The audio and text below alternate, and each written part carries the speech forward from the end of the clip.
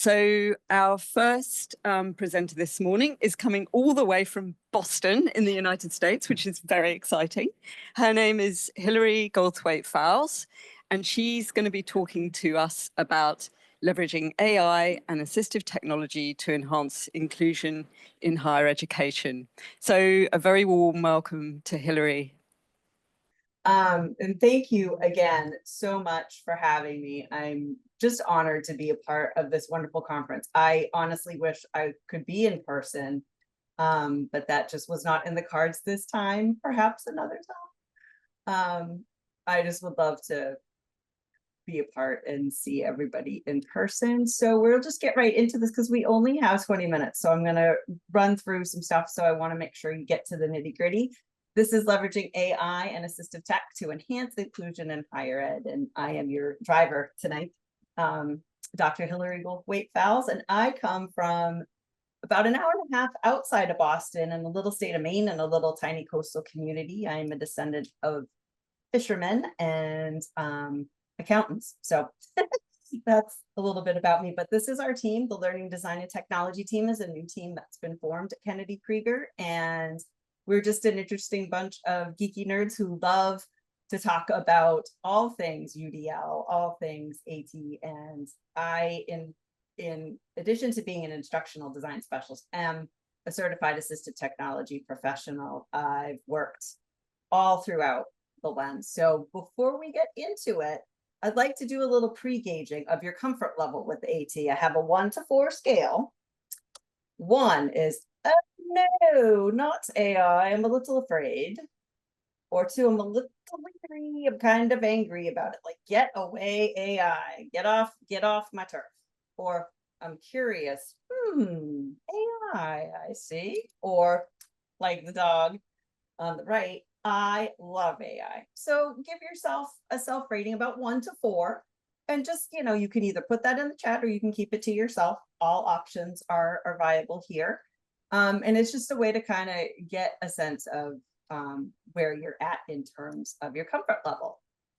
So let's frame our conversation about AT.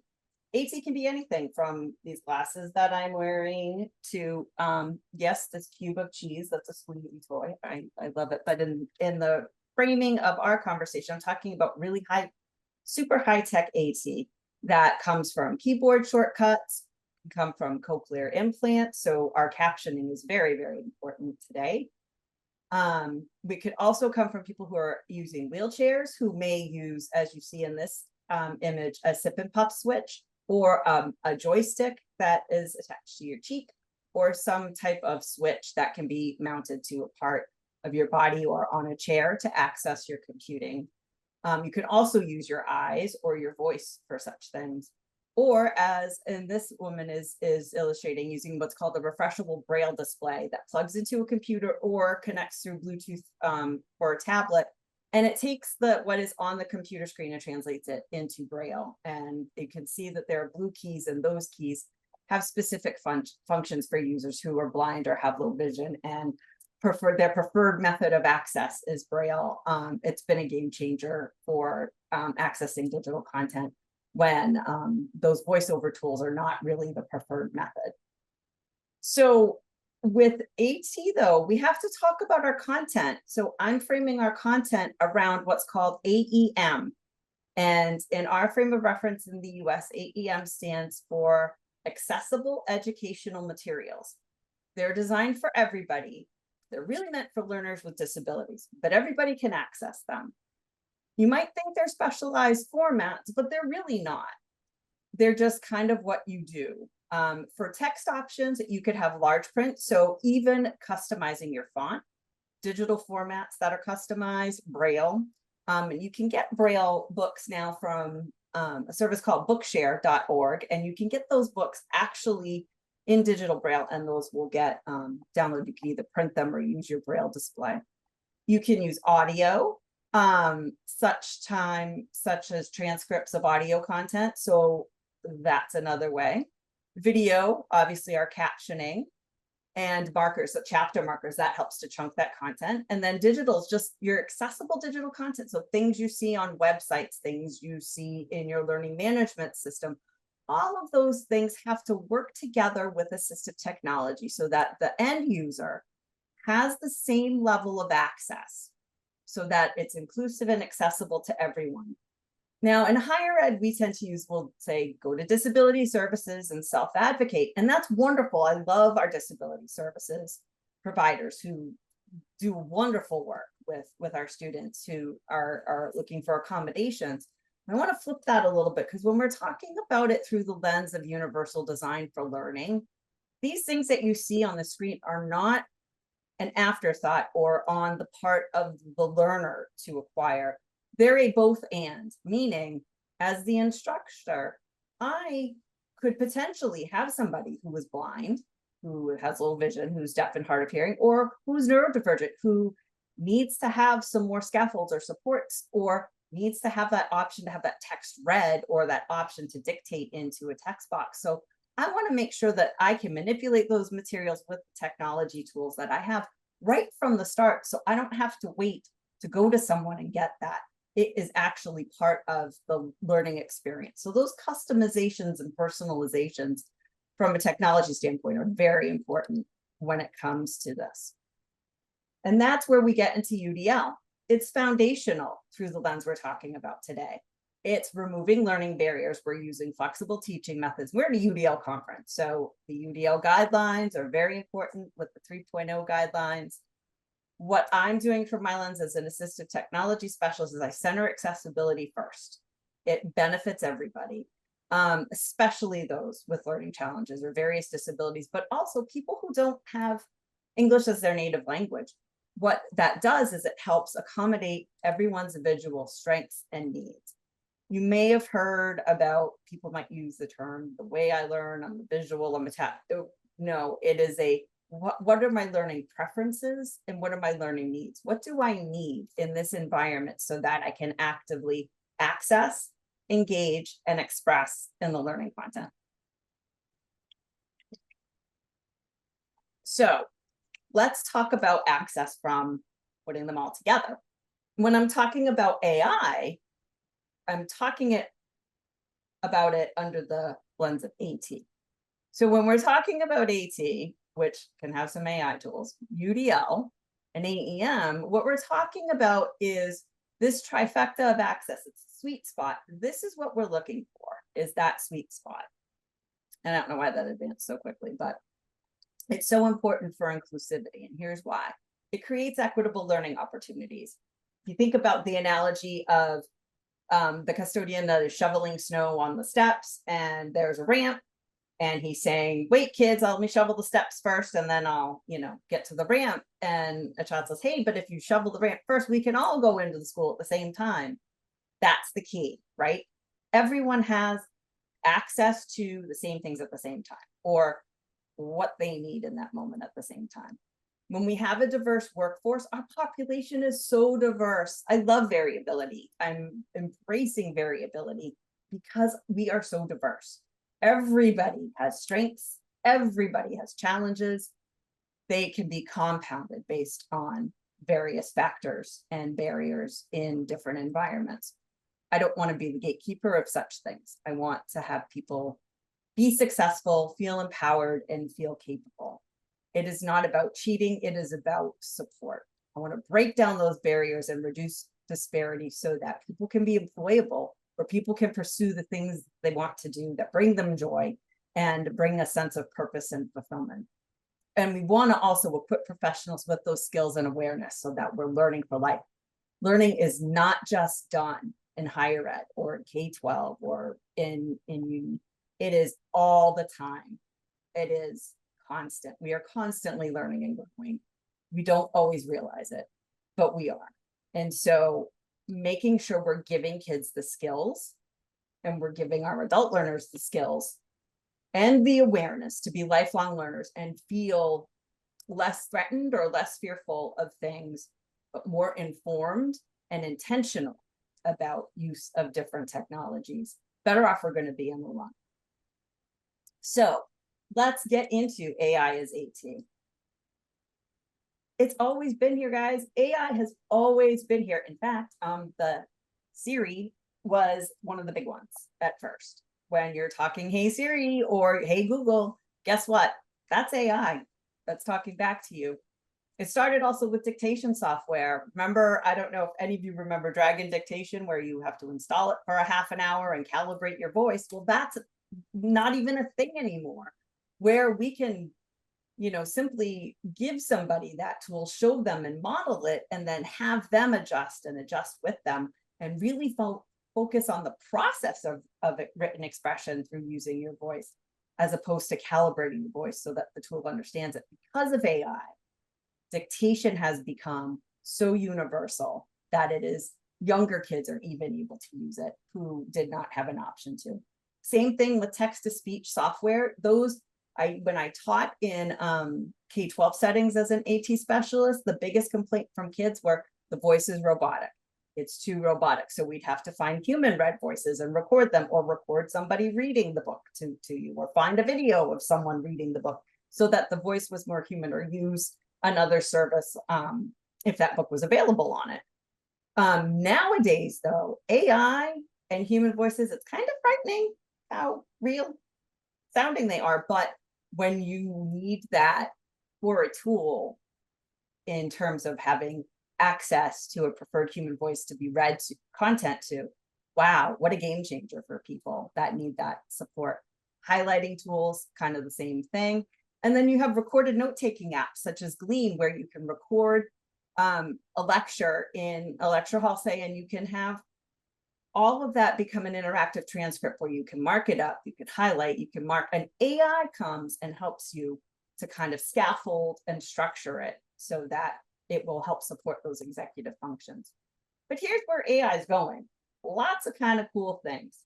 Conmingo is a study partner. It is a online learning kind of system from Khan Academy that has different options and choices. It's more for K-12, but if you have someone that's more needs some more remediation or needs some of those upper high school courses, it could be another option.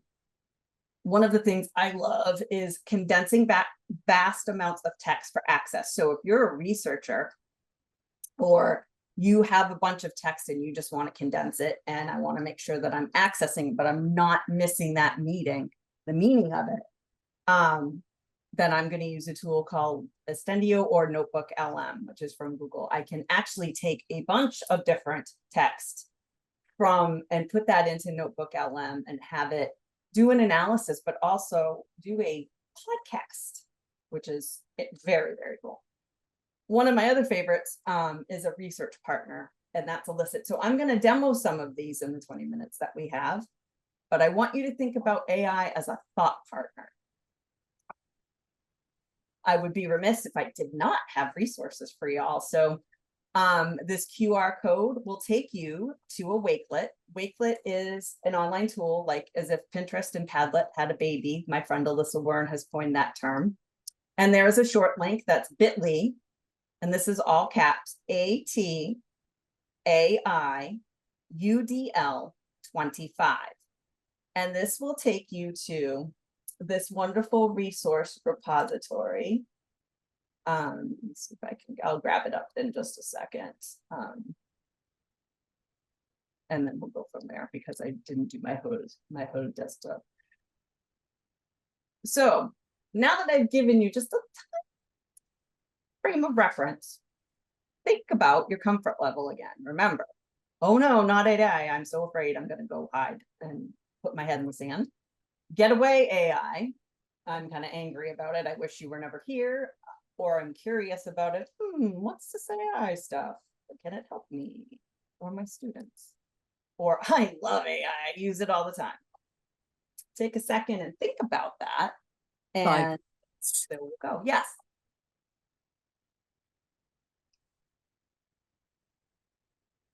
Okay. So how do we begin? I want you to think about AI as a partner. As you can see in the picture on the right, AI and the human, it is a relationship of prompting. We are not talking about Star Trek. If you've watched Star Trek The Next Generation, or have had a space type of show where there is a human cyborg or something, or the Terminator, we're not talking about that.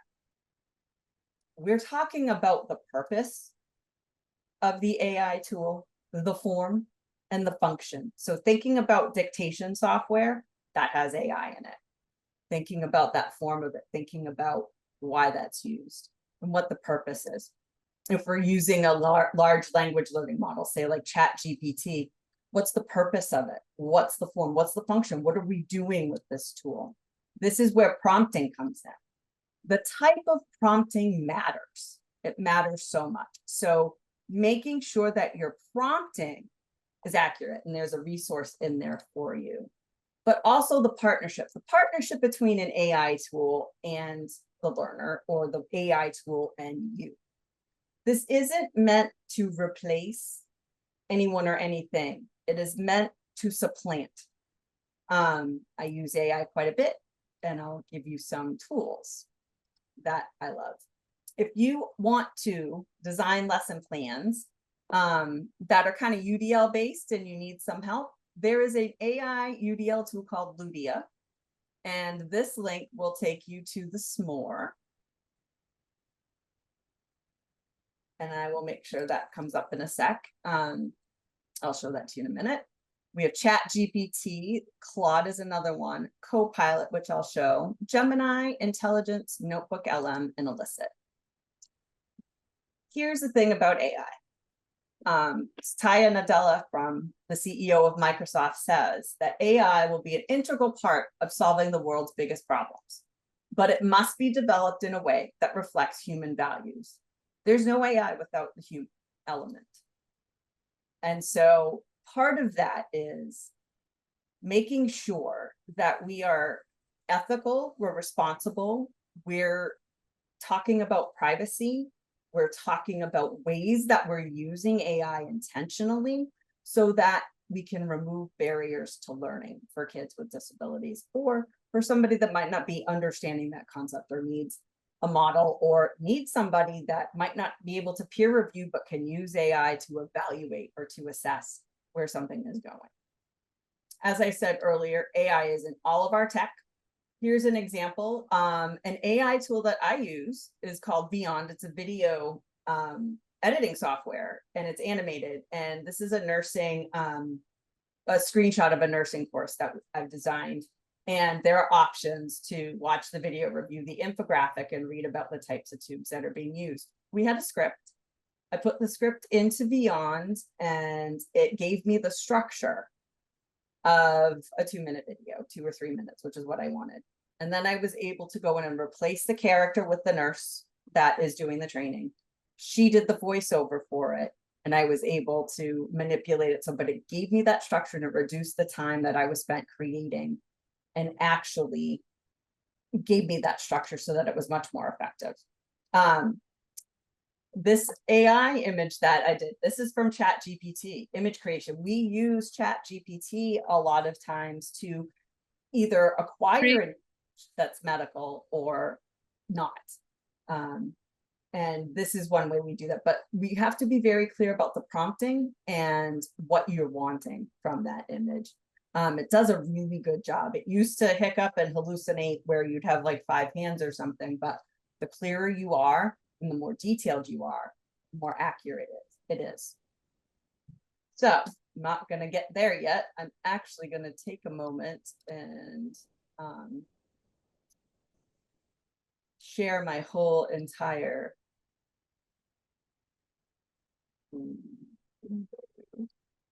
yeah. Let's do that, because then I can do this. Can everybody see the Ludia, or is it just my desktop? Desktop.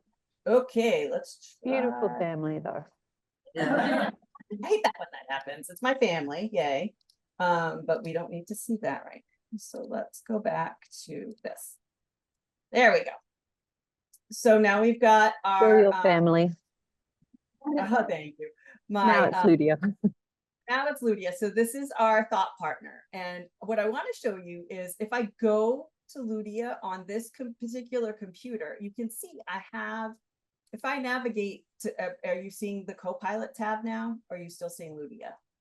Copilot. Excellent. So this is our Kennedy Krieger Copilot. We are a Microsoft kind of organization. One of the things I do is have it analyze or design something, help me provide answers. So this one was, what was this one?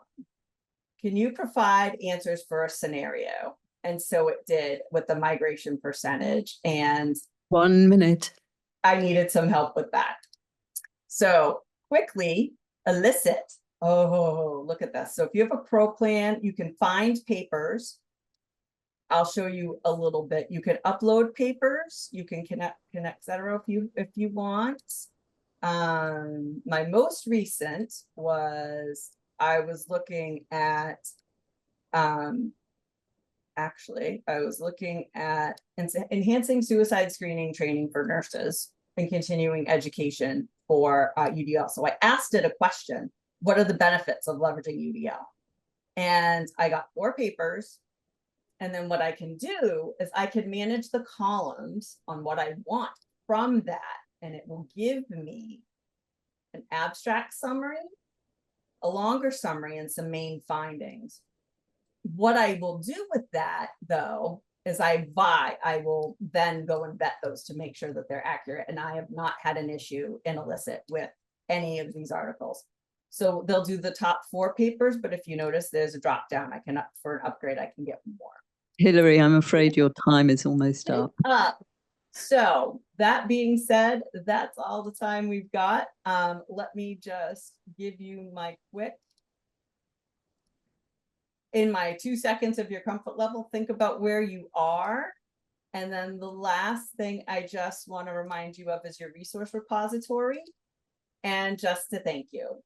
This is how you can get in touch with me. If you have more questions or have some other concerns about AI or AT, or, you know, you come to the US and you're in the New England area, I'd love to spend some time connecting. This is how you can get in touch with me. Thank you so much for your time and energy. And yeah. Thank you so much.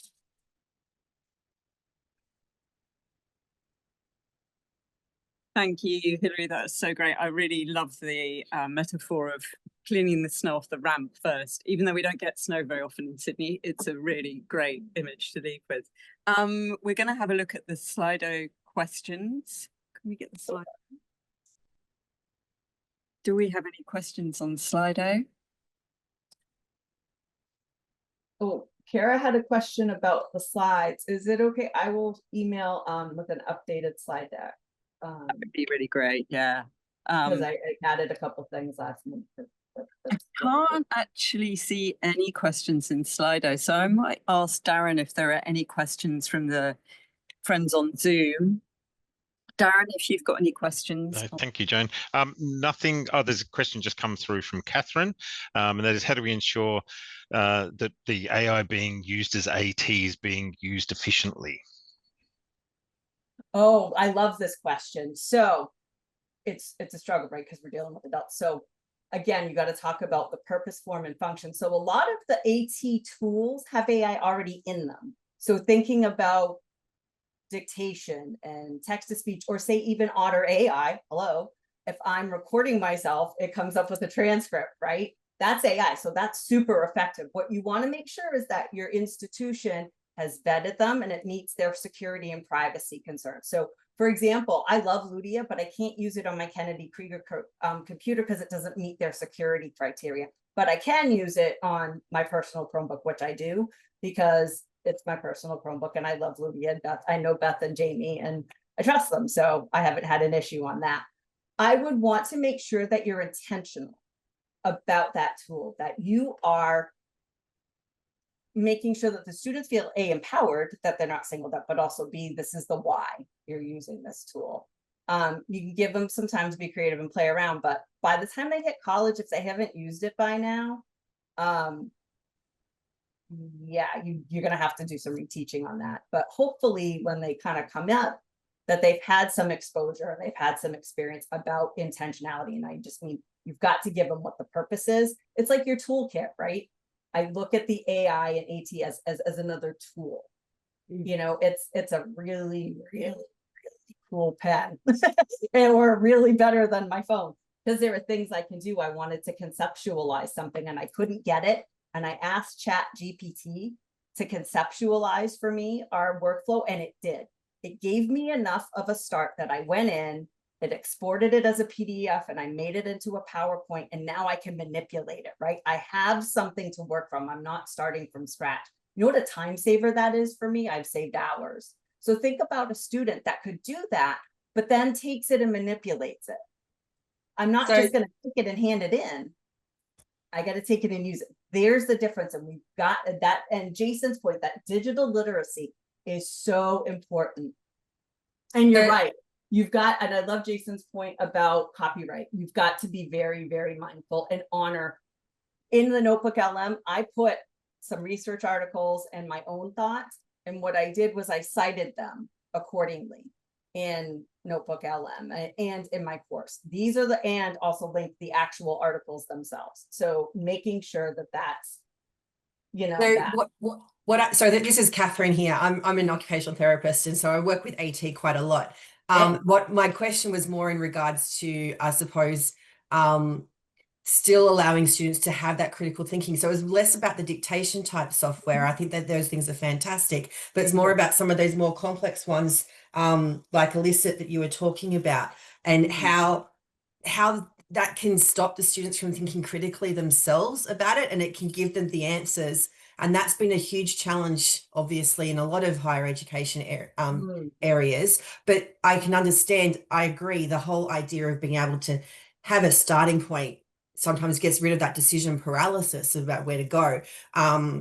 But if these are used inappropriately by students who are just, I don't like to use the term lazy, but, you know, time poor or feeling strained, and so they're not putting the effort in and the learning isn't occurring that needs to occur, particularly in professional courses where we're talking competency-based things, we're talking people's lives potentially at stake.